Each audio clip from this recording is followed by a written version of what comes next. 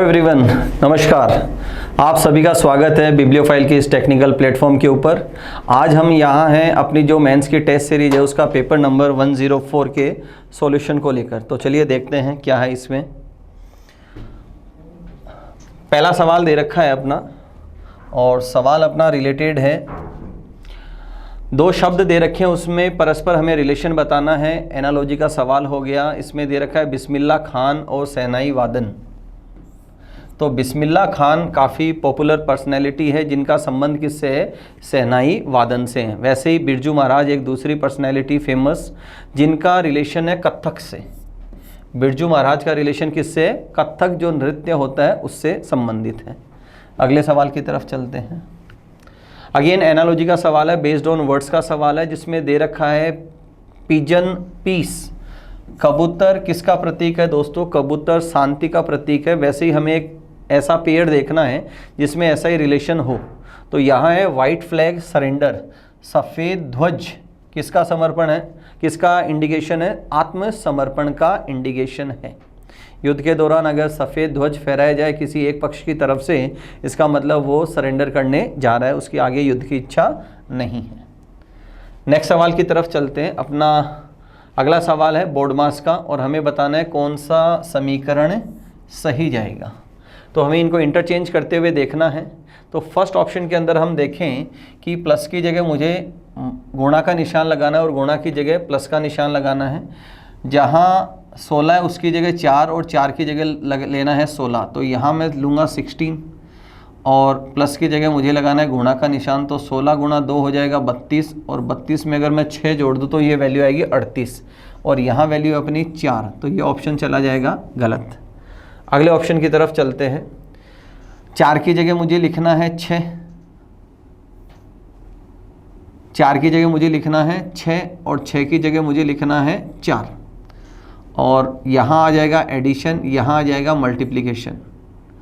तो 6 गुणा 2 12, और 12 में 4 ऐड कर दूँ तो कितना? 16। तो ऑप्शन थर्ड हमारा यहाँ पर राइट आंसर है। यूजुअली बोर्ड मास के जब भी हम सवाल करते हैं तो कई सवालों में डिवीजन और मल्टीप्लिकेशन आता है, वहाँ से हम पेयर बना के उसको चेक करते हैं कि ये सही है या नहीं। बट चूंकि यहाँ पर डिवीजन मल्टीप्लिकेशन नहीं है तो हमें इक्वेशन दर इक्वेशन चल के देखना होगा इनको। अगले सवाल की तरफ चलते हैं। नेक्स्ट सवाल है अपना ऑड वन आउट का सवाल है। मुझे 4 शब्द दिए गए हैं, उसमें से मुझे एक डिफरेंट वर्ड को पिक करना है। तो पहला वर्ड है देखो सोशियोलॉजिस्ट, समाजशास्त्री। समाजशास्त्री वो इंसान जिसकी समाज शास्त्र में नॉलेज अच्छी हो, जो समाज के जो संगठन है उसका ढांचा उसके ऊपर बात करता हो। इकोनॉमिस्ट जो अर्थ की जानकारी रखता हो। एजुकेशनलिस्ट शिक्षा शास्त्री वो जो शिक्षा के जो तौर तरीके हैं, उनके सिद्धांत है, उनके बारे में जानकारी रखता हो। और एक आया न्यूरोलॉजिस्ट, ये एक्चुअल डॉक्टर होता है। ये कौन होता है? एक्चुअल डॉक्टर होता है, वास्तविक चिकित्सक होता है, जो तंत्रिका तंत्र से संबंधित जो बीमारियां होती हैं इनका निदान करता है। तो बाकी तीनों जो हैं वो एक्चुअल डॉक्टर नहीं होते। तो यहाँ ऑप्शन थर्ड हमारा राइट आंसर जाएगा। नेक्स्ट की तरफ चलते हैं, अगले सवाल की तरफ। अगला सवाल दे रखा है, एक शब्द दे रखा है और उससे 4 वर्ड्स बनाए गए हैं। मुझे एक ऐसा शब्द चुनना है जो इन अक्षरों से नहीं बनाया जा सकता। तो चलिए देखते हैं। पहला है जस्ट, JUST, सारे लेटर्स अवेलेबल हैं। उसके बाद दे रखा है सोप, SOAP, यहाँ भी अवेलेबल है। फिर दे रखा है ट्यूशन, तो TUTION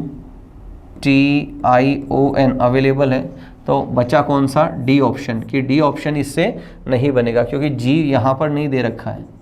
जो वर्ड दे रखा है इसमें कहीं पर भी जी अवेलेबल नहीं है। तो फोर्थ आंसर यहाँ पर राइट आंसर चला जाएगा। अगले सवाल की तरफ चलते हैं। अगला सवाल है सीक्वेंस ऑफ वर्ड्स का सवाल है, जिसमें कुछ वर्ड्स दिए गए हैं, उन्हें हमें एक सीक्वेंस के अंदर अरेंज करना है। तो देखो यहाँ इन शब्दों की बात करूँ, फीडबैक, टीच, रीटीच, रीप्लान, ये मैं इसको कर देता हूँ रीप्लांट, और एक है प्लांट। तो यहाँ हुआ कि हमने एक सबसे पहले फाउंडेशन बनाया किसी चीज़ की, स्टार्टिंग की। प्लांट का मतलब है, प्लांटेशन से मतलब है किसी चीज़ का स्टार्टिंग किया। स्टार्टिंग के बाद उसके ऊपर हमने वर्क करना शुरू किया, मतलब उसको पढ़ाया गया। पढ़ाने के बाद उससे फीडबैक लिया गया। और फीडबैक के बाद उसको उसमें सुधार किया गया। रीप्लांट का मतलब उसमें जो गलतियां थी उनको सुधारा गया और उसके बाद क्या किया गया, उसको वापस से पढ़ाया गया। तो सबसे पहले क्या है, यहाँ पर प्लांट 4 नंबर से शुरू हुआ, पहला ही ऑप्शन है। फिर जो हमने फाउंडेशन किया उसको पढ़ाया गया, उसके बाद उससे फीडबैक लिया, फीडबैक में जो खामियां थी उसके आधार पर उसको रीप्लांट किया और उसके बाद उसको वापस से पढ़ाया गया। तो ऑप्शन फर्स्ट यहाँ पर राइट आंसर है। अगले सवाल की तरफ चलते हैं। क्वेश्चन नंबर 37 मिसिंग नंबर का सवाल है। एक ग्रुप दे रखा है हमें जिसमें नंबर है 3, 4, 6 और इससे मुझे 14 बनाना है। तो यहाँ क्या किया गया है, देखो कि पहले 2 नंबर्स जो हैं इनका सम किया गया है 3 + 4 = 7। फिर इस 7 को जो नेक्स्ट नंबर है इन दोनों का सम करने के बाद उस वैल्यू को इससे गुणा किया है।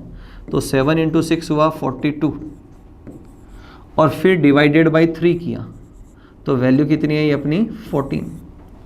सेम अगर मैं दूसरे के अंदर अप्लाई करूं तो पहले इन दोनों का सम किया, 5 और 4 9, 9 को किससे गुणा किया 3 से, तो आया 27। लिखता हूं मैं यहाँ 4 + 5 = 9, 9 × 3 = 27 और 27 डिवाइडेड बाई 3 तो वैल्यू यहाँ पर क्या बनी 9। सेम प्रोसेस यही फॉलो करें, दोनों का सम किया तो 2 + 2 हुआ 4 और 4 × 6 हुआ 24 और डिवाइडेड बाई मैं 3 करूँ तो वैल्यू क्या बनी यहाँ पर 8। तो थर्ड आंसर यहाँ पर राइट आंसर है। अगले सवाल की तरफ चलते हैं। नेक्स्ट सवाल है क्लॉक का सवाल है, बनाते हैं। देखो सवाल क्या दे रखा है इसके अंदर। क्वेश्चन है यहाँ, किसी रेलवे स्टेशन की घड़ी मंगलवार शाम को 5 बजे 3 मिनट पीछे थी। मंगलवार 5 PM घड़ी थी 3 मिनट पीछे। आगे दे रखा है बुधवार को शाम 11 बजे, बुधवार को 11 बजे घड़ी 5 मिनट तेज हो गई, घड़ी 5 मिनट तेज हो गई। तो ज्ञात कीजिए उसने सही समय कब बताया, सही समय कब बताया। तो देखो जैसे मैं बात करूं ये स्टैंडर्ड क्लॉक अगर इसको एज्यूम करूं तो स्टैंडर्ड क्लॉक में जब मंगलवार रात शाम के 5 बजे का समय था तो इसका मतलब जो दूसरी वाली घड़ी है उसमें समय था 4:47 क्योंकि वो 3 मिनट पीछे थी।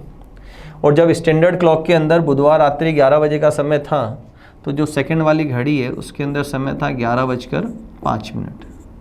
यहाँ पर समय था 11:05।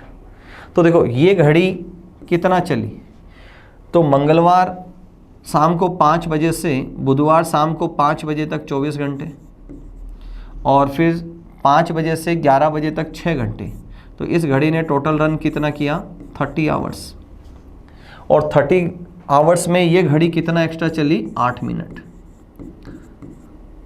30 घंटे में घड़ी कितना एक्स्ट्रा चली 8 मिनट, या यूँ कहूँ 8 मिनट के लिए घड़ी ने कितना समय लिया 30 मिनट। और घड़ी सही समय कब बताएगी, इनिशियली घड़ी क्या थी 3 मिनट पीछे थी, इनिशियली 3 मिनट पीछे थी, उसके बाद 2 मिनट पीछे हुई, 1 मिनट पीछे हुई और उसके बाद घड़ी ने क्या बताया सही समय। तो घड़ी ने सही समय दोस्तों कितनी देर बाद बताया 3 मिनट के बाद।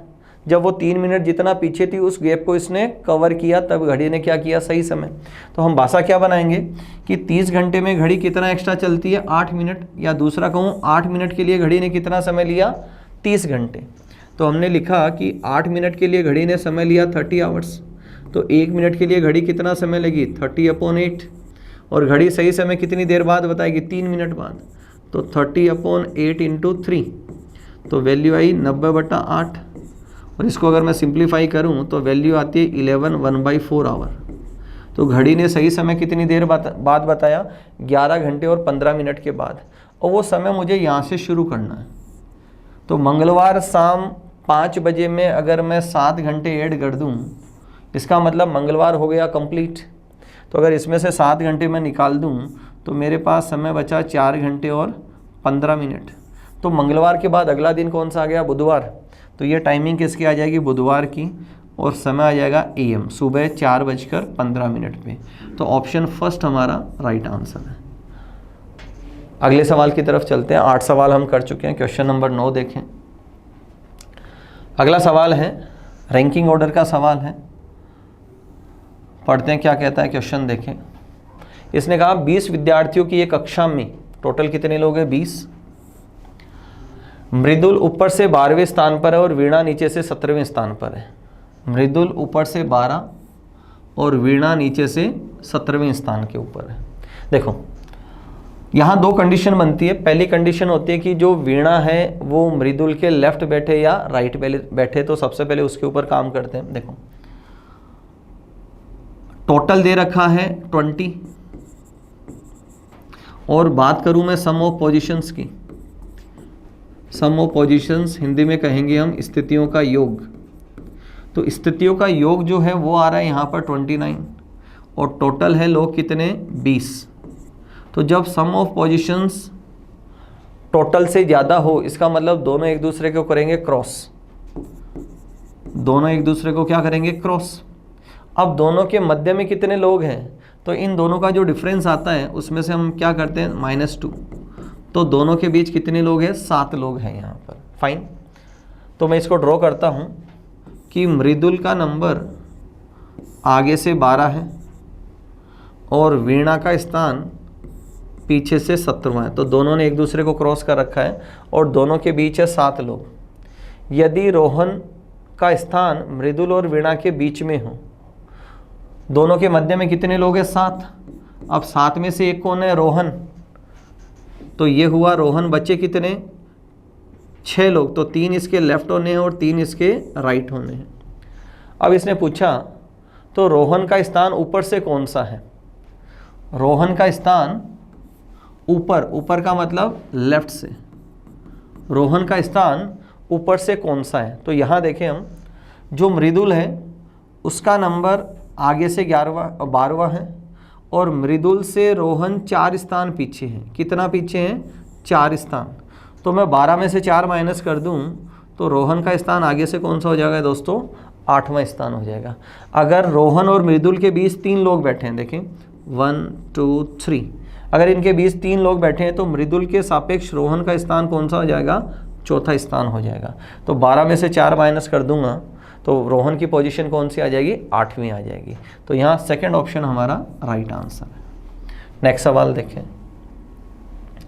अगला सवाल है हमारे पास, निम्नलिखित श्रृंखला में ऐसे कितने 6 हैं, मुझे 6 नंबर पे फोकस करना है, जिनके ठीक पहले 7 नहीं हो और ठीक बाद में 3 नहीं हो। तो पहले जहाँ जहाँ 6 है मैं उसकी बात करता हूँ। ये पहला 6 और इसने बोला है जिसके ठीक पहले 7 नहीं हो, तो इसके पहले 7 नहीं है तो एक तो ये बनना है, यहाँ मैं डबल टिक लगा देता हूँ। अगला 6 ये है जिसके ठीक पहले 7 नहीं और ठीक बाद में 3 भी नहीं है, तो दूसरा ये बना यहाँ पर। नेक्स्ट ये लिया जिसके ठीक पहले 7 नहीं है, 5 दे रखा और ठीक बाद में 3 भी नहीं है, 4 है, तो एक ये बनना है यहाँ पर। अगले की तरफ चलते हैं, 6 से पहले 7 नहीं है और 6 के बाद में 3 भी नहीं है, तो नेक्स्ट ये बना। यहाँ इसने दिया ठीक पहले 7 यहाँ अवेलेबल है, तो ये नहीं बनना है। नेक्स्ट ये ठीक पहले 7 नहीं है और ठीक बाद में 3 भी नहीं है, तो एक ये बना हमारा यहाँ पर। और नेक्स्ट में ठीक बाद में 3 है, तो ये नहीं बनना। तो हम गिन लेते हैं कितने बने, 1 2 3 4 एंड 5। तो 5 ऐसे 6 नंबर है इसके अंदर जिसके ठीक पहले 7 नहीं और ठीक बाद में 3 भी नहीं है। अगले सवाल की तरफ चलते हैं। नेक्स्ट सवाल डाइस का दे रखा है हमें, पासे का ओपन फॉर्मेट दे रखा है हमें। तो देखो सबसे पहले जब भी हम ओपन फॉर्मेट की बात करें, इनके पेयरिंग की बात करें, तो देखो जो फर्स्ट प्लेस पे है उसका पेयर बनता है थर्ड प्लेस से। तो पेयर की बात करें तो जहाँ डॉट है उसके अपोजिट आएगी ब्लैंक सरफेस, और यहाँ इन दोनों का पेयर बनना है फर्स्ट और थर्ड का। तो यहाँ एक सर्कल है और उसके अगेन क्या आ जाएगा, एम्प्टी सरफेस। और जो रिमेनिंग 2 सरफेसेज है जिसमें प्लस है और यहाँ एम्प्टी सरफेस है। अब चूंकि हमें मालूम है जो 3 पेयर बने तो हर पेयर में से एक एक सरफेस विजिबल होती है हमेशा। Got it. अब देखो इसने पहला जो ऑप्शन डाल रखा है वो ऑप्शन डाल रखा है कि प्लस का साइन हो, ये प्लस का साइन है और इसके साथ 2 क्या आ गई, एम्प्टी सरफेसेज आ गई। इसका मतलब ये बन सकता है। नेक्स्ट अगर डायग्राम की बात करें तो देखो ये पिक कर रखा है, ये पिक कर रखा है और साथ में इसके एक एम्प्टी सरफेस पिक कर रखी है, तो सेकंड ऑप्शन भी बनता है यहाँ पर दोस्तों, क्लियरली विजिबल है। अगर मैं थर्ड ऑप्शन की बात करूँ तो थर्ड ऑप्शन में ये दे रखा है, यहाँ ये दे रखा है और एक एम्प्टी स्पेस ले रखा है, तो 2 और 3 ये तीनों फलक है, इनसे भी बन सकता है। और थर्ड और फोर्थ सेम है, थर्ड और फोर्थ सेम है, मतलब चारों डाइस यहाँ पर बन सकती है। तो ऑप्शन फोर्थ हमारा राइट आंसर हो जाएगा कि ये जो गिवन फॉर्मेट है, पासे का जो ओपन फॉर्मेट है, उससे दी गई चारों डाइस बन सकती है। अगले सवाल की तरफ चलते हैं। नेक्स्ट सवाल वेन डायग्राम का सवाल है और क्वेश्चन क्या कहता है देखें। जो छोटा ट्राइंगल है वो टीचर्स को बताता है, बड़ा ट्राइंगल पॉलिटिशियंस को बताता है, स्क्वायर जो सांसद हैं उनको बताता है और सर्कल ग्रेजुएट्स को बताता है।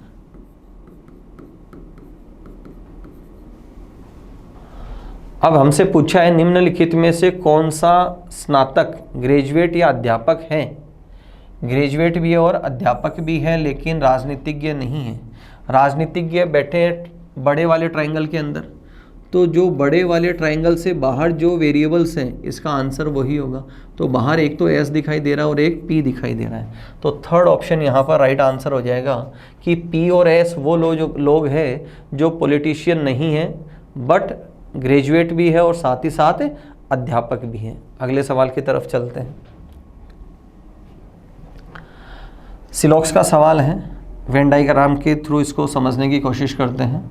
देखें पहला दे रखा है ऑल टेंट्स आर केबिन, सभी तंबू केबिन हैं, सभी तंबू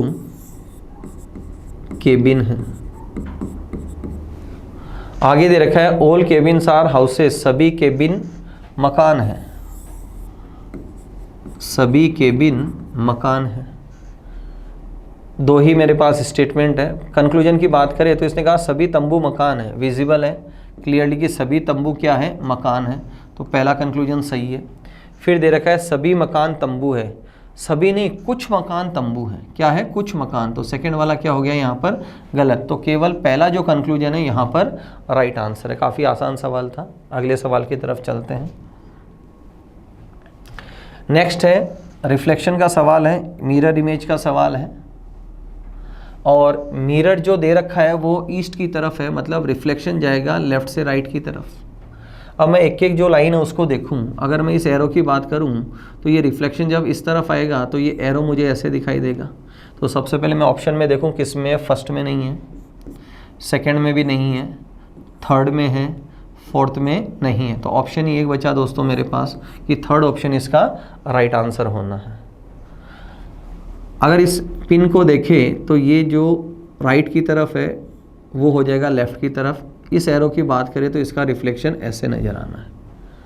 अगले सवाल की तरफ चलते हैं। नेक्स्ट सवाल देखें, फोल्डिंग पेपर कटिंग फोल्डिंग का सवाल है दोस्तों और क्वेश्चन में फर्स्ट स्टेप ऊपर से नीचे आया, सेकंड में लेफ़्ट से राइट गया और उसके बाद इसने ये दो सर्कल यहाँ पर काटे हैं। तो जब मैं वापस इनिशियल एंड की तरफ आऊँगा तो देखो ये जो हिस्सा था लेफ़्ट वाला हिस्सा राइट में आया, तो देखो ये जो दूरी है यहाँ तक की दूरी है, तो ये जब ये यहाँ पर आया था तो इसने इस हिस्से को कवर किया, तो जब ये वापस से खुलेगा यहाँ पर तो ये अपने साथ सिर्फ एक सर्कल लेके आएगा, तो यहाँ सर्कल कितने बन जाएंगे, 2। और ये जो ऊपर वाला हिस्सा जो नीचे आया था, अगर मैं इसकी फोल्डिंग करूँ तो ये हिस्सा आपको क्लियरली विजिबल है कि ये हिस्सा यहाँ तक आया, तो जब ये वापस ऊपर की तरफ जाएगा तो ये 2 के कितने सर्कल बना देगा, यहाँ 4 सर्कल बना देगा। इस सर्कल से इनका कोई भी लेना देना नहीं है, तो आप ऑप्शन में दे सकते हैं, ये ऑप्शन मुझे सी में अवेलेबल है, तो आंसर सी यहाँ पर राइट आंसर है। अगले सवाल की तरफ चलते हैं। नेक्स्ट सवाल है हमारा कि एक आकृति दी गई है जिसका कुछ भाग मिसिंग है, कुछ भाग मिसिंग है, ये मिसिंग पार्ट को मुझे कनेक्ट करना है। तो देखो इसमें क्या दे रखा है कि यहाँ से जॉइंट, कुछ जॉइंट खुले छोड़ रखे हैं, कुछ में उभरा हुआ पार्ट है, कुछ के अंदर इंसर्ट होने वाला पार्ट है। तो अगर मैं इसकी बात करूँ तो यहाँ इसने दोनों तरफ क्या दे रखा है, ओपन पार्ट दे रखा है, तो अगर मुझे इसके अंदर फिट करना है तो पहला ऑप्शन गलत हो जाएगा, दूसरा जा सकता है, तीसरा जा सकता है और चौथा वर्टिकली दे रखा है, जबकि ये फिगर जो है वो है हॉरिजॉन्टल, तो यहाँ फोर्थ ऑप्शन भी क्या हो जाएगा, गलत। अब दोनों में मुझे देखना है, तो मैंने यहाँ क्या देखा कि यहाँ ऊपर लीड मिली हुई है, फाइन, और यहाँ नीचे की तरफ लीड मिली हुई है। तो ये वाला जो लीड वाला पार्ट है, तो इसके बगल में कौन सा पार्ट आ जाएगा जिसमें लीड नहीं है, क्योंकि यहाँ लीड है और यहाँ पर लीड नहीं है। तो यहाँ पर लीड है तो ये वाला पार्ट वो आएगा जहाँ पर लीड नहीं है। तो ऑप्शन जो बी है यहाँ पर मेरा राइट आंसर चला जाएगा। नेक्स्ट सवाल की तरफ चलते हैं। अगला सवाल है एम्बेडेड फिगर का सवाल है कि मुझे ये आकृति देखनी है, मुझे कौन से में अवेलेबल है। तो फर्स्ट ऑप्शन की बात करूँ तो देखो ये ऊपर की तरफ जा रहे हैं, जो आर्क हैं ये सारे ऊपर की तरफ जा रहे हैं। तो अगर मैं एक बेस ये लूँ, ये वाला लूँ, तो दूसरा मुझे इसके राइट एंड के ऊपर चाहिए और इससे जुड़ा हुआ चाहिए जो अवेलेबल नहीं है, तो यहाँ गलत है। सेकंड में भी मुझे दिखाई नहीं दे रहा है।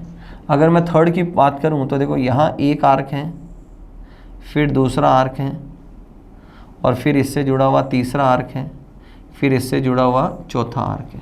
तो ये डायग्राम मुझे यहाँ पर विजिबल है, तो यहाँ थर्ड ऑप्शन राइट आंसर चला जाएगा हमारा। अगले सवाल की तरफ चलते हैं। ब्लड रिलेशन का सवाल है और सिंबल बेस्ड सवाल दिया गया है हमें। हायरार्की बनाते हैं हम, थोड़ा स्पेस क्रिएट करते हैं यहाँ पर, देखें। और इसने बोला निम्नलिखित में से कौन सा कथन सही नहीं है, कौन सा कथन सही नहीं है। तो सबसे पहले मैं पूरी जो इक्वेशन दे रखी है इसको सोल्व करता हूँ। सबसे पहले प्लस, और प्लस क्या कहता है कि ए जी का पिता है, ए पिता है जी का। आगे दे रखा है ये पिक्चर, यहाँ से अगर मैं कनेक्ट करूँ तो इसने कहा जी आई का भाई है, जी भाई है आई का। आगे दे रखा है आई आर का पिता है, आई पिता है आर का। फिर दे रखा है आर एस की बहन है, आर बहन है एस की। आगे दे रखा है एस बहन है टी की, एस बहन है टी की। फिर दे रखा है टी पत्नी है यू की, टी पत्नी है तो टी हो गई फीमेल, और पत्नी है यू की तो यू हो गया मेल, उसका पति। फिर है यू भाई है वी का, यू भाई है वी का, तो यहाँ आया दोस्तों वी। ये हायरार्की बनाई। अब इसने पूछा है कौन सा स्टेटमेंट सही नहीं है। तो पहला दे रखा है आई यू का ससुर है, देखो ये यू है, यू की पत्नी है और ये पत्नी का पिता है, तो ये ससुर है, मतलब ये तो सही है यहाँ पर। अब इसने दिया जी आई का भाई है, जी बिल्कुल आई का भाई दिखाई दे रहा है यहाँ पर, ये भी सही जा रहा है। फिर इसने बोला ए टी की नानी है, ये टी है, ये टी का पापा है और ये पापा का पापा है, तो ये तो टी का हो गया दादा, ये क्या हुआ यहाँ पर दादा, और जबकि सामने वाला क्या बता रहा है नानी, तो यहाँ सेकंड वाला जो है वो यहाँ पर सही नहीं है। अगले सवाल की तरफ चलते हैं। अगेन ब्लड रिलेशन का सवाल है। सबसे पहले हायरार्की बनाते हैं इसकी। सवाल कह रहा है कि Q और K के बीच रिलेशन बताना है। सबसे पहले किसके बीच रिलेशन बनाना है, Q और K।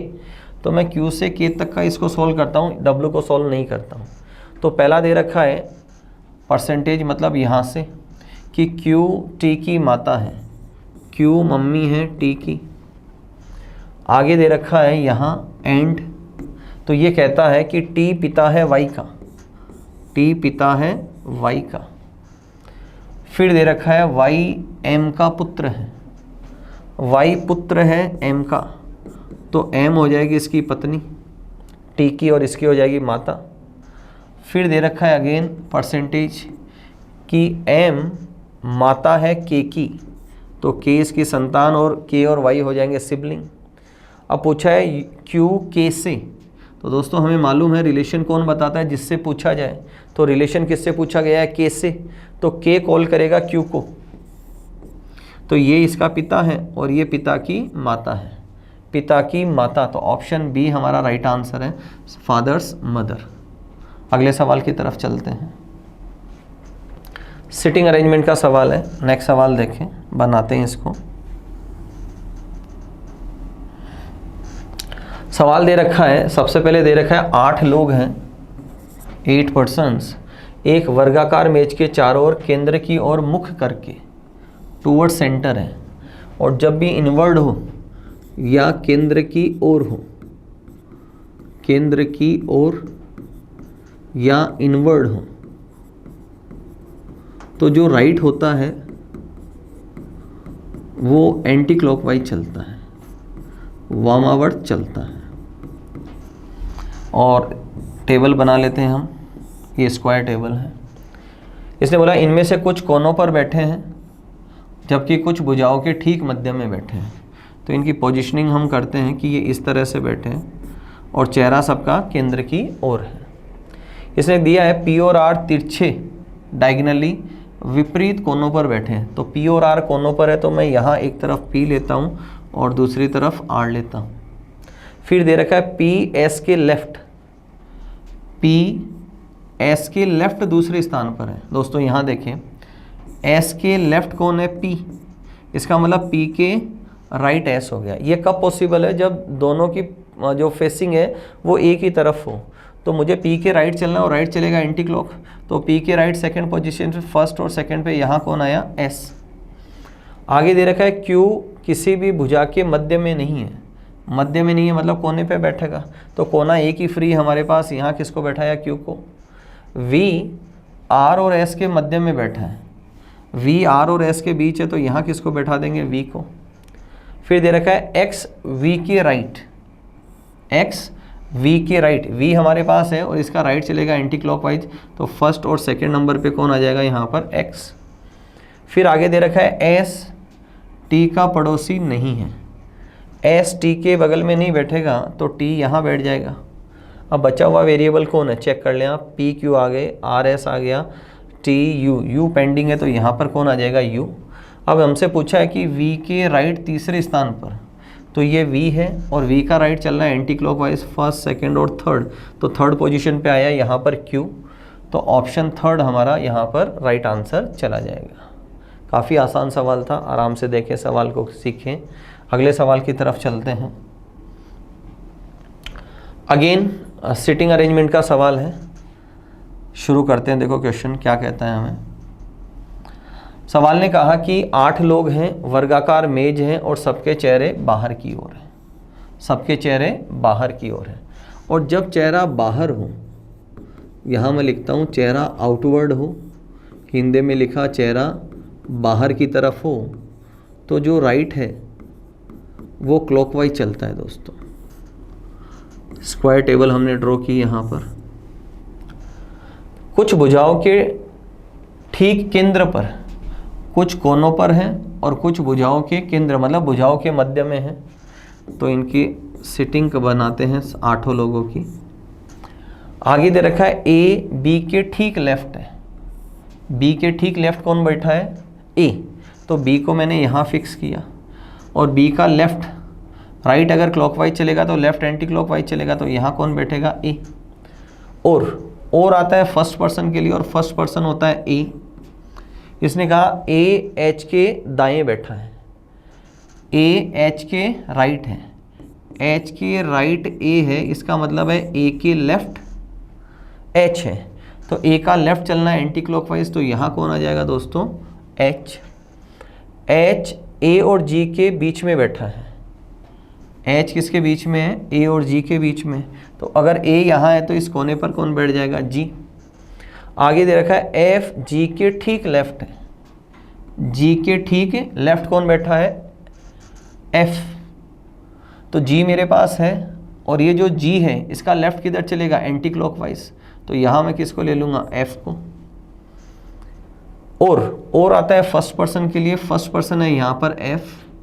फिर इसने कहा एफ ई के दाएं बैठा है, तो ये ई है यहाँ पर, और इसका राइट चलेगा क्लॉकवाइज, तो इसके राइट कौन बैठा है? एफ बैठा है।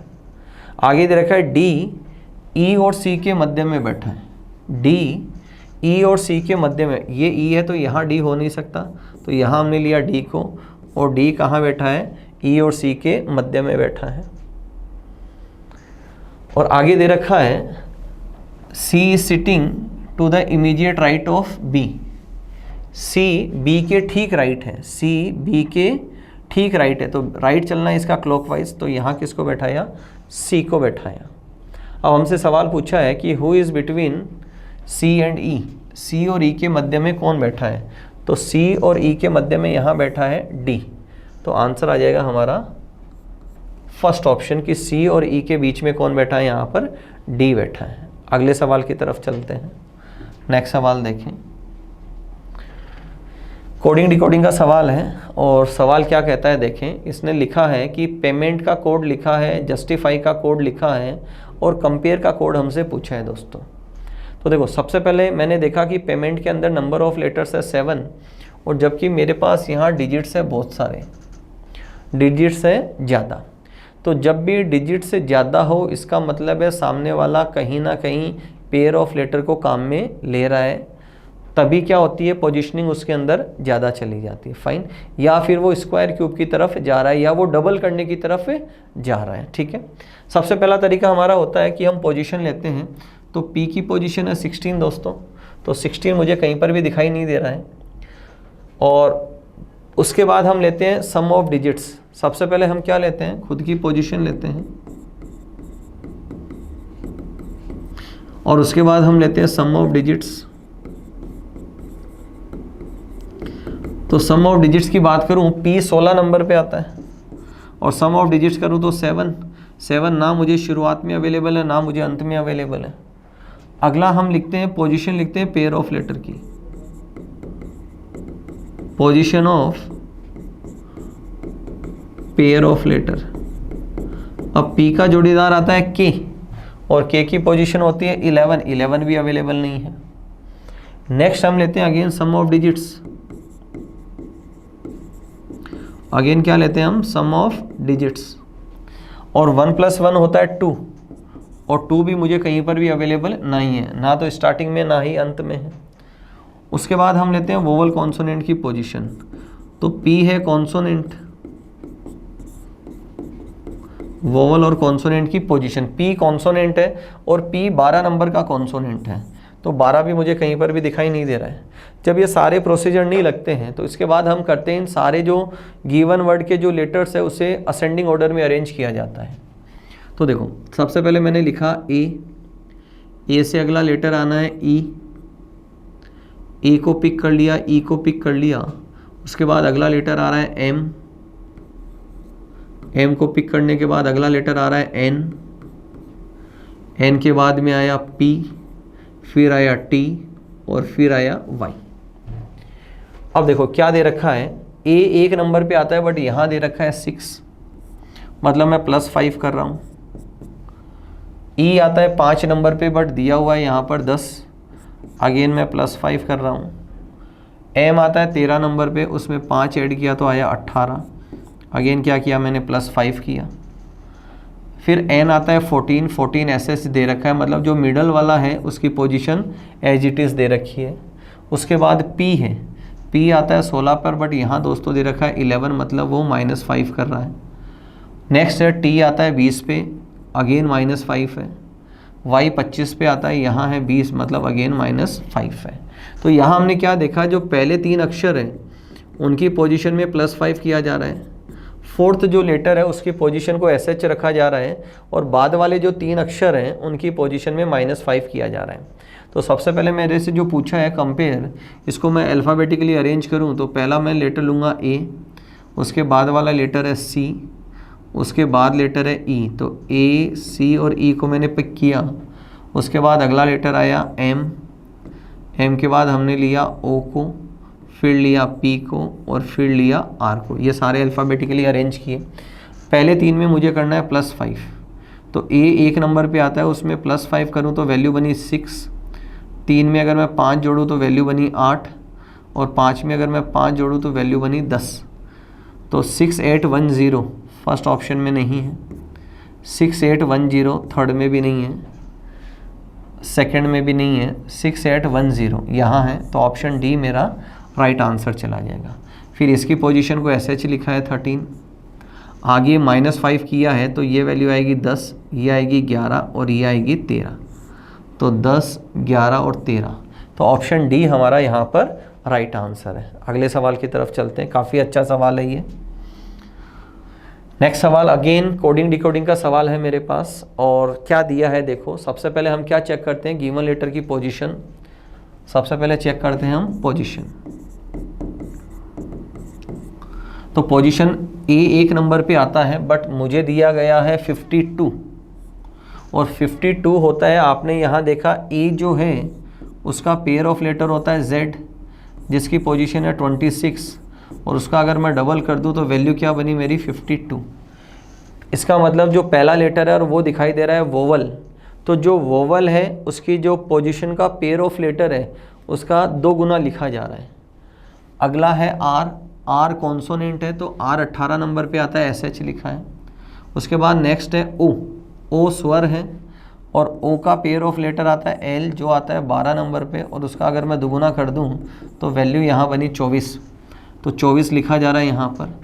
नेक्स्ट लेटर है U, अगेन वोवल है, स्वर है, और U का पेयर ऑफ लेटर होता है F, जो 6 नंबर पे आता है, उसको इंटू 2 करो तो वैल्यू क्या आई 12, तो यहाँ 12 दिखाई दे रहा है क्लियरली विजिबल।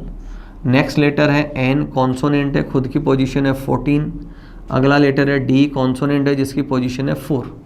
तो मोरल ऑफ द स्टोरी क्या है, जो वोवल है उसमें तो जो पेयर है उसकी पोजीशन का डबल करके लिखा है, और जो कॉन्सोनेंट है उनकी पोजीशन SH लिखी गई है। फाइन, तो इसी को ही मुझे यहाँ फॉलो करना है। तो P कॉन्सोनेंट है, L कॉन्सोनेंट है, तो इनकी खुद की पोजीशन आनी है 16, 12, 16, 12, 16, 12, डी ऑप्शन यहाँ एलिमिनेट हो गया। A है यहाँ पर स्वर वोवल, तो इसका पेयर की पोजीशन हो जाएगी 52, अगर मैं डबल करूँ 52, 52, और यहाँ नहीं है तो ये एलिमिनेट हो गया।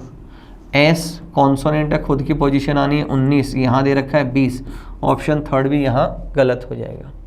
फिर T की पोजीशन है 20, I pair of letter, R का डबल 36, C कॉन्सोनेंट, तो फर्स्ट ऑप्शन यहाँ पर राइट आंसर है। दोनों ही सवाल अच्छे थे दोस्तों, कंसेप्ट को याद रखें, एग्जाम में काम आ सकते हैं चीज़ें। अगले सवाल की तरफ चलते हैं। नेक्स्ट सवाल है हमारे पास, सीरीज का सवाल है, और चलो देखते हैं सवाल में क्या दे रखा है। सारे नंबर आसपास दिखाई दे रहे हैं, तो सबसे पहले मैं क्या करूं, इनका डिफरेंस लेते हुए चलता हूं। तो यहाँ देखो, पहले जो 2 नंबर हैं उनमें डिफरेंस आया 2 का, अगले 2 नंबर्स में आया 5 का, आगे डिफरेंस है 13 का, और अगर मैं आगे डिफरेंस लूँ तो डिफरेंस आ रहा है 27 का, उससे अगर आगे डिफरेंस लूँ तो डिफरेंस आ रहा है 79 का। अगर इनमें अगर मैं रिलेशन बनाऊँ तो रिलेशन आ रहा है इंटू 2 + 1।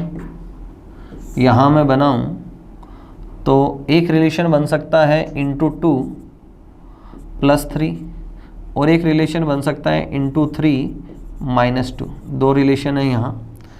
अगेन यहाँ मैं देखूँ तो इंटू 2 + 1 है, और यहाँ अगर मैं देखूँ तो वैल्यू अगर मैं 2 से गुणा करूँ तो 54 में 3 जोड़ूँ तो 57 बन नहीं रहा है, और अगर मैं इंटू 3 करूँ तो रिलेशन ये जा रहा है यहाँ पर इंटू 3 - 2, और यहाँ भी इंटू 3 - 2। फाइन, तो जो अगली वैल्यू आएगी यहाँ, रिलेशन जो अगला आएगा वो रिलेशन आएगा इंटू 2 + 1, इंटू 2 + 1, और अगर मैं इसका डबल करूँ तो डबल होता है 140, 150, 60, 160, 159। कितना डिफरेंस है यहाँ पर 159, और 159 अगर मैं इसमें ऐड कर दूँ, 159 अगर ऐड कर दूँ तो वैल्यू बने मेरे 289। तो यहाँ जो आंसर रिलेशन बना है वो सेकेंड ईयर के अंदर बना है। फर्स्ट ईयर के अंदर जो नंबर्स हैं उसमें कोई रिलेशन नहीं बन रहा है, तो यहाँ रिलेशन बना सेकेंड ईयर के अंदर। अच्छा सवाल है दोस्तों, लॉजिक को ध्यान रखें आप। नेक्स्ट सवाल की तरफ चलते हैं। क्वेश्चन नंबर 55 एनालॉजी का बेस्ड ऑन नंबर्स का सवाल है, और तीसरा वाला नंबर मुझे बड़ा दिखाई दे रहा है, मतलब नॉर्मल सी चीज़ है, पहले जो 2 नंबर हैं उनसे तीसरा नंबर बनना है। तो सवाल करने का पहला तरीका है दोनों का सम करूं, दोनों का सम करूं तो वैल्यू आई 20 और 20 से मुझे बनाना है 404। तो एक तरीका है मैं इसका स्क्वायर कर दूं और स्क्वायर होता है 400 और उसमें मैं 4 ऐड कर दूं। अब चेक करना है यही तरीका दूसरे में लगता है क्या। अगर मैं इन दोनों का सम करूं तो सम आता है 17 और 17 का स्क्वायर होता है 289। तो यहाँ पर ये कंसेप्ट हो गया गलत। अगला तरीका होता है माइनस करना, घटाना, घटाने पे वैल्यू छोटी आती है। तीसरा तरीका है गुणा करना, गुणा किया अगर मैं इन दोनों को गुणा कर लूँ तो वैल्यू बनी मेरी 99 और 99 से मुझे बनाना हो 404। तो इंटू 4 करूँ मैं तो वैल्यू मेरी कितनी आई 396 और 396 में मुझे ऐड करना पड़े 8। नेक्स्ट अगर मैं इन दोनों को गुणा करूँ तो वैल्यू आई मेरी 52 और 52 इंटू अगर मैं 4 करूँ तो ये वैल्यू बन नहीं रही, मतलब सेकंड कंसेप्ट भी क्या है गलत, डिवीज़न ये हो नहीं रहे। तो 5 तरीके हम नॉर्मली पढ़ते हैं। पहला तरीका होता है एडिशन जोड़ना, दूसरा तरीका होता है घटाना सब्ट्रैक्ट करना, तीसरा तरीका होता है गुणा करना मल्टीप्लाई करना, चौथा तरीका होता है डिवीज़न और पांचवा तरीका होता है स्क्वायर। तो पहले 4 तरीके यहाँ गए नहीं, तो मैं 5वें तरीके पे जाऊँ तो यहाँ देखो क्या दिया हुआ है 9 का स्क्वायर प्लस 11 का स्क्वायर। तो देखो वैल्यू कितनी आई 81 प्लस 121। तो ये वैल्यू बनी मेरी 202 और 202 का डबल कर दूँ तो वैल्यू क्या बन रही है 404। अगले सवाल में अगले जो दे रखा है उसकी तरफ जाएं तो दोनों का सम करना है। पहले का सम है 16 और दूसरे का सम है 169 और दोनों का अगर मैं सम करूं तो वैल्यू आती है मेरी 185 और 185 इंटू 2 कर दूं तो 370 नंबर बन जाता है यहाँ पर। ऐसा ही मुझे एक दूसरा एग्जाम्पल देखना है। तो फर्स्ट ऑप्शन की तरफ अगर मैं जाऊँ 8 का स्क्वायर होता है 264 और 12 का स्क्वायर होता है 144 और दोनों का अगर मैं सम करते हुए चलूँ तो वैल्यू आती है 208 और 208 का अगर मैं डबल कर दूँ तो वैल्यू आ जाए 416। तो फर्स्ट आंसर मेरा यहाँ पर परफेक्ट आंसर है। एनालॉजी के जितने भी हम सवाल कर रहे हैं अलग अलग पेपर्स के अंदर, चाहे वो मेंस का पेपर हो या अपने जो टेस्ट सीरीज का पेपर हो, तो इन लॉजिक्स को एक पेपर के ऊपर लिखते हुए चलें और इनको रेगुलर बेसिस के ऊपर रिवाइज करते रहें ताकि एग्ज़ाम में कहीं ना कहीं हिट करेगा इनमें से तरीका। अगले सवाल की तरफ चलें। अगेन एनालॉजी का ही सवाल है और देखो कंसेप्ट क्या दिखाई दे रहा है। 4 से अगर मैं 13 बनाऊँ तो 4 का स्क्वायर जो होता है 16 और उसमें से मैं -3 करूँ तो नंबर कितना आया 13 और ये इसके स्क्वायर के आसपास ही दिखाई दे रहा है। तो 13 का स्क्वायर करूँ तो वो आया 169 और उसमें से -3 कर दूँ तो वैल्यू कितना बनी मेरी 166।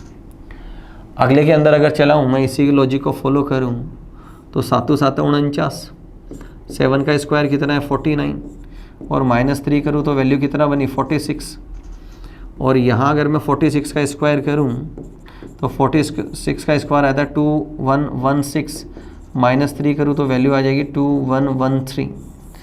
अब ऐसा ही मुझे एक लॉजिक देखते हुए चलना है। तो लॉजिक यहाँ जा रहा है कि 5 का स्क्वायर 25 होता है और उसमें से -3 और 22 का स्क्वायर होता है 484 उसमें से -3 कर दूँ तो सेकंड ऑप्शन मेरा यहाँ पर एप्रोप्रिएट आंसर है। यहाँ देखो ये परफेक्ट स्क्वायर जा रहा है तो ये अपने आप एलिमिनेट हो जाएगा यहाँ, और यहाँ 3 का स्क्वायर उसमें से माइनस करना है ये भी गलत हो जाएगा और ये ऑप्शन भी गलत है। तो ऑप्शन बी हमारा राइट आंसर है। अगले सवाल की तरफ चलते हैं। क्वेश्चन नंबर 57 मिसिंग नंबर का सवाल है और आप देख पा रहे हैं जब भी लेफ़्ट राइट वाला नंबर छोटा हो और बीच वाला नंबर बड़ा हो तो लेफ़्ट राइट वाले नंबर से हम बीच वाले नंबर को बनाते हैं। तो बनाने में वही 5 तरीके हम फॉलो करते हैं। सबसे पहला तरीका दोनों को जोड़ना। अगर मैं 3 और 2 को जोड़ूं तो 5 और इंटू 2 + 1 कर दूं तो वैल्यू आ जाए मेरी 11। बट ये सिस्टम यहाँ नहीं बैठ रहा है। दोनों का सम करूं तो 12 और गुणा 2 करूं तो वैल्यू ऊपर चली जाती है, तो यहाँ पर ये नहीं बैठा। अब यहाँ पर किया क्या जा रहा है देखें इसको, जो लेफ़्ट वाला नंबर है इसको इंटू 5 किया जा रहा है और राइट वाले को इंटू 2 किया जा रहा है और दोनों का डिफरेंस लिया जा रहा है। अगर इन दोनों का देखें आप प्रोडक्ट तो कितना आएगा 15 और इन दोनों का प्रोडक्ट कितना आएगा 4 और दोनों का डिफरेंस ले ली तो वैल्यू कितनी आएगी यहाँ पर 11। सेम वे इंटू 5 करूँ तो वैल्यू आनी है 25 और इंटू 2 करूँ तो वैल्यू आनी है 14 और दोनों का डिफरेंस कितना है 11। सेम वे अगर यहाँ पर मैं इंटू 5 करूँ तो वैल्यू आई मेरी 65 और इंटू 2 करूँ तो वैल्यू आई मेरी यहाँ पर 36।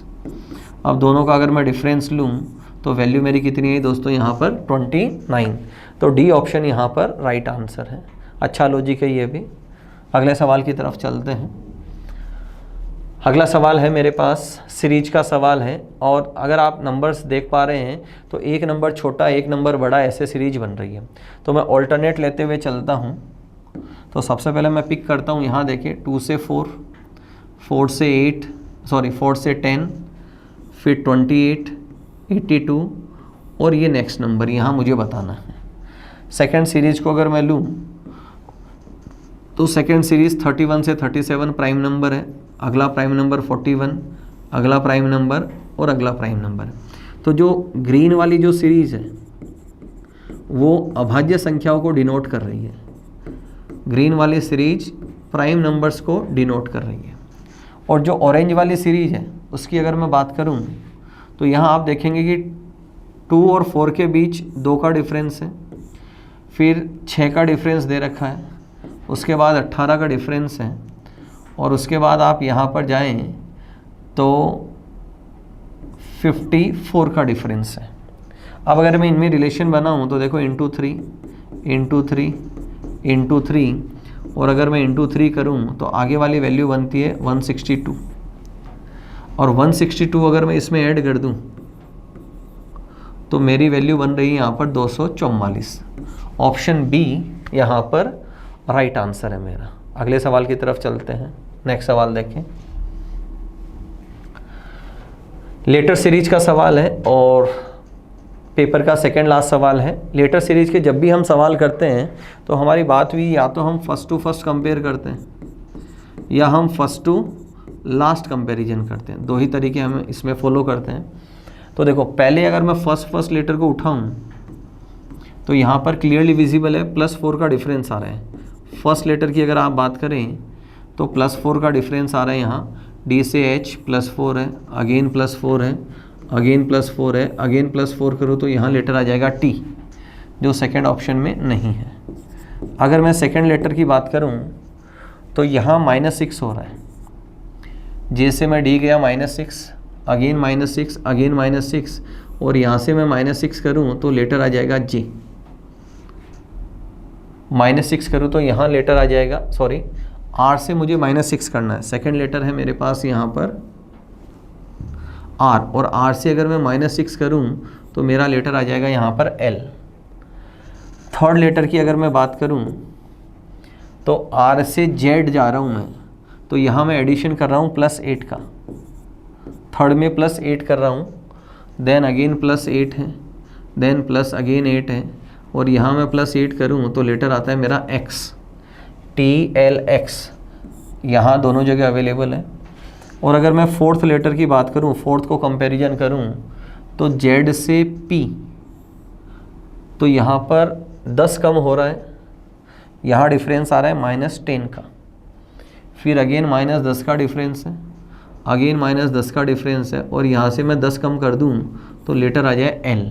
तो फर्स्ट ऑप्शन यहाँ हमारा राइट आंसर है। तो ये कंपैरिजन है, फर्स्ट में +4 है, सेकंड में -6 है, थर्ड में +8 है और फोर्थ में -10 है। आज के पेपर के अंतिम सवाल की तरफ चलते हैं। नेक्स्ट सवाल है हमारा नंबर सीरीज का सवाल है, और नंबर सीरीज में नंबर सारे आसपास ही दिखाई दे रहे हैं। तो अगर मुझे 7 से 11 बनाना हो तो 2 तरीके से बना सकता हूँ। पहला तरीका है मैं +4 करूँ, और दूसरा तरीका है मैं इंटू 2 करके -3 कर दूँ। सेकेंड, मुझे 11 से 14 बनाना है तो मैं +3 कर दूँ, सिंपल सा है। और 14 से 25 बनाना है तो +4 तो मैं कर नहीं पाऊँगा। तो मेरा दूसरा कंसेप्ट यहाँ पर बिल्कुल लॉजिकल जा रहा है कि जो पहले 2 नंबर हैं उसमें मैं इंटू 2 और -3 कर रहा हूँ, अगले के अंदर मैं +3 कर रहा हूँ, देन अगेन मैं इंटू 2 -3 कर रहा हूँ, और फिर मैं +4 कर रहा हूँ, फिर आगे मैं अगेन इंटू 2 और -3 कर रहा हूँ। अब अगर मैं आगे जाऊँ तो मैं +5 करूँगा। यहाँ देखें +3, +4 एंड +5। तो अगर मैं इसमें +5 कर दूँ तो मेरी वैल्यू आ जाएगी यहाँ पर 60। तो तो थर्ड ऑप्शन हमारा यहाँ पर राइट आंसर है। तो ये थे आज के इस पेपर के 30 सवाल। सारे सवालों को देखें, कुछ अच्छे सवाल भी हैं, जैसे एनालॉजी के जो सवाल है अच्छे फर्स्ट क्लास है, सीरीज का सवाल इसमें अच्छा दिए रखा है। तो आज के पेपर में इतना ही, अगले पेपर के अंदर मिलते हैं अगले नए 30 सवालों को लेकर। तब तक अपना ध्यान रखें, मुस्कुराते रहें। Thank you everyone.